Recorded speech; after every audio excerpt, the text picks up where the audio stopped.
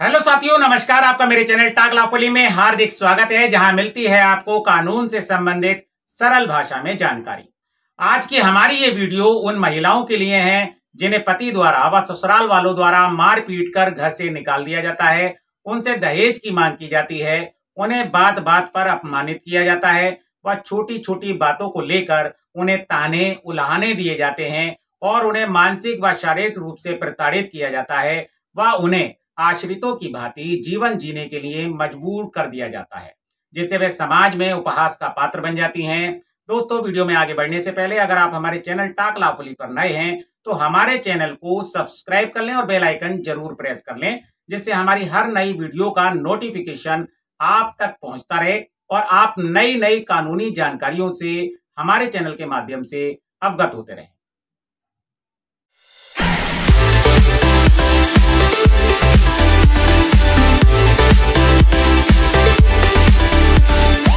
अगर शादीशुदा महिला के साथ उसके पति द्वारा या ससुराल वालों द्वारा परेशान किया जाता है या किसी भी तरह की शारीरिक व मानसिक क्रूरता, मारपीट, गाली गलौज, दहेज की मांग करना व उनको उनके स्त्री धन से वंचित किया जाता है या उसको ससुराल से मार पीट कर पहने हुए कपड़ों में निकाल दिया जाता है, तो ये कानूनी रूप से आपराधिक कृत्य है और अपराध की श्रेणी में आता है। तो ऐसी दशा में उस महिला को तुरंत उसी दिन सबसे पहले पुलिस हेल्पलाइन नंबर पर संपर्क करना चाहिए और जितना जल्दी हो सके संबंधित थाने में आपके साथ घटित हुई संपूर्ण घटना को बताते हुए पति व ससुराल वालों के खिलाफ एफआईआर दर्ज कराए जाने हेतु प्रार्थना पत्र देना चाहिए। महिला ये प्रार्थना पत्र अपने मायके या ससुराल के संबंधित थाने में दे सकती है। अब इसके बाद संबंधित थाने की पुलिस पति और ससुराल वालों से संपर्क साधती है, उनसे संपर्क करती है जिनको महिला ने अपने प्रार्थना पत्र में पार्टी बनाया होता है, और उन सभी लोगों को थाने बुलाया जाता है। उनको बताया जाता है कि आपके खिलाफ कंप्लेंट आई है, आपको थाने आना होगा। जब महिला के ससुराल वाले थाने आते हैं तो थाने में पुलिस ऑफिसर या इन्वेस्टिगेशन ऑफिसर कोशिश करते हैं कि पति पत्नी के मामलों में वे दोनों पार्टीज को बैठाकर बात करें, उनकी बात को सुने और मामले को मीडिएशन के या आपसी सुलह या राजीनामे के माध्यम से सुलझा लिया जाए। यहाँ पर अगर पति और ससुराल वाले अगर पत्नी को सही से रखने के लिए तैयार हो जाते हैं और आगे किसी भी प्रकार की क्रूरता ना करने पर राजी होते हैं और अपना राजीनामा लिखकर थाने में लिखित रूप से देते हैं, तो पूरा मामला यहीं खत्म हो जाता है। लेकिन अगर मामले में आपसी सुलह या राजीनामे से बात नहीं बनती तो एफआईआर दर्ज होती है। एफआईआर दर्ज होते ही पति और ससुराल वाले पत्नी और उसके मायके वालों से नाराज हो जाते हैं और आपसी मनमुटाव बहुत ज्यादा बढ़ जाता है और एक दूसरे के मन में एक दूसरे के परिवार को नीचा दिखाने की भावना का जन्म हो जाता है। इसलिए काफी हद तक मीडिएशन की सफलता के रेट कम हो जाते हैं। अगर इस बीच मीडिएशन हो गया तो बहुत अच्छी बात है, लेकिन इसका यह मतलब नहीं कि महिला ससुराल वालों के तमाम जुल्म और सितम चुपचाप सहती रहे और अपना जीवन दुश्वारियों से भर ले, अवसादग्रस्त हो जाए, डिप्रेशन में चली जाए। तो ससुराल वाले अगर मारपीट कर घर से निकाल दें या महिला के साथ मारपीट करें या क्रूरतापूर्ण व्यवहार करें तो महिला को सबसे पहले यही करना चाहिए। अगर बात एफआईआर तक पहुंचती है तो महिला पूर्ण रूप से अपने मायके वालों पर आश्रित हो जाती है और यदि महिला के बच्चे भी साथ हैं तो ऐसे में उसके भरण पोषण, दवाई, कपड़ा, खर्चा, खानगी की जिम्मेदारी भी उस महिला व उसके मायके वालों के ऊपर आ जाती है, जिससे वह आश्रितों की भांति जीवन गुजारने के लिए मजबूर हो जाती है और समाज में उपहास का पात्र बनकर रह जाती है। तो ऐसी दशा में ऐसी महिला के पास अपने भरण पोषण व अगर बच्चे साथ हैं तो उनके भरण पोषण के लिए परिवार न्यायालय में भरण पोषण का परिवाद दायर कर सकती है, क्योंकि ये कानून है कि यदि पत्नी अपना और अपने बच्चों का भरण पोषण करने में असमर्थ है तो पति की ये पूर्ण नैतिक, सामाजिक और विधिक जिम्मेदारी है कि वे अपनी पत्नी का भरण पोषण करे और उसे मासिक भत्ता दे। परिवार न्यायालय में जज साहब की भी यही मंशा रहती है कि मामला अगर सुलह समझौता से निपट रहा है तो बहुत अच्छा है, जिसके लिए भरण पोषण के परिवाद में पति पत्नी को सुलह समझौते का पूर्ण अवसर दिया जाता है और सुलह की कोई गुंजाइश जब शेष नहीं रहती, कोई गुंजाइश नहीं बचती, तो दोनों पक्षों की सुनवाई के उपरांत जज साहब भरण पोषण का आदेश पारित कर देते हैं।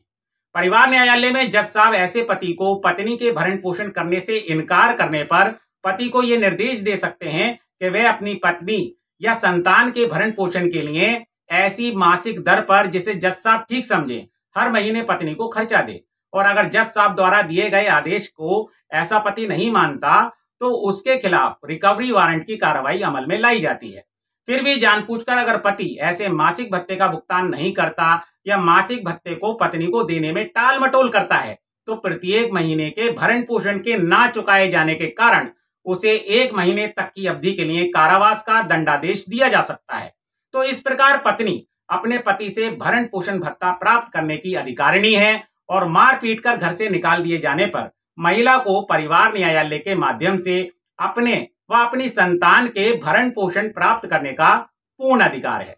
अगर महिलाओं के साथ उसके पति द्वारा या उसके ससुराल वालों द्वारा किसी भी प्रकार की घरेलू हिंसा कारित की जाती है, यानी महिलाओं के साथ दुर्व्यवहार होता है, पशुओं जैसा सल्लूक होता है, उनके साथ किया जाता है, बात बात पर ताने उल्हाने दिए जाते हैं, सरेआम अपमानित किया जाता है, मान सम्मान को ठेस पहुंचाई जाती है, अनावश्यक मानसिक दबाव बनाया जाता है, डराने या धमकाने जैसा प्रयास किया जाता है, तो ये सब घरेलू हिंसा के दायरे में आता है और महिला के साथ ऐसा करना अपराध की श्रेणी में आता है, जिसके लिए घरेलू हिंसा से महिला का संरक्षण अधिनियम 2005 के तहत महिलाओं को विशेष संरक्षण प्राप्त है। अगर किसी महिला के साथ घरेलू हिंसा होती है तो इसी कानून के तहत प्रोटेक्शन प्राप्त है। इस कानून की कुछ धाराओं में बहुत ही महत्वपूर्ण रेमेडीज और संरक्षण एक महिला को प्रदान किया गया है। इसमें बताया गया है कि जो महिला जो किसी की बहू है उसके पास क्या क्या अधिकार हैं, उसके बारे में घरेलू हिंसा अधिनियम में विस्तार से बताया गया है, जिसके लिए महिला को धारा 12 घरेलू हिंसा अधिनियम 2005 के अंतर्गत जो भी जिला स्तर पर क्राइम अगेंस्ट वुमेन की कोर्ट होती है उसमें धारा 12 का परिवाद योजित करना होता है, जो कि एक फॉर्मेटेड परिवाद होता है जिसमें महिला कोर्ट से अपने व अपनी फैमिली के लिए प्रोटेक्शन की मांग कर सकती है, रहने के लिए निवास की व्यवस्था की मांग कर सकती है, शारीरिक और मानसिक प्रताड़ना के लिए क्षतिपूर्ति मुआवजा दिलाए जाने की मांग कर सकती है और मासिक भत्ते की मांग भी कर सकती है और अपने स्त्रीधन को दिलाए जाने और उस तक पहुंच बरकरार रखने की भी मांग कर सकती है। इस प्रकार घरेलू हिंसा की धारा 12 में एक महिला को कई सारे प्रोटेक्शन और संरक्षण प्राप्त हैं, जिसकी मांग एक महिला कोर्ट के माध्यम से अपने पति से कर सकती है।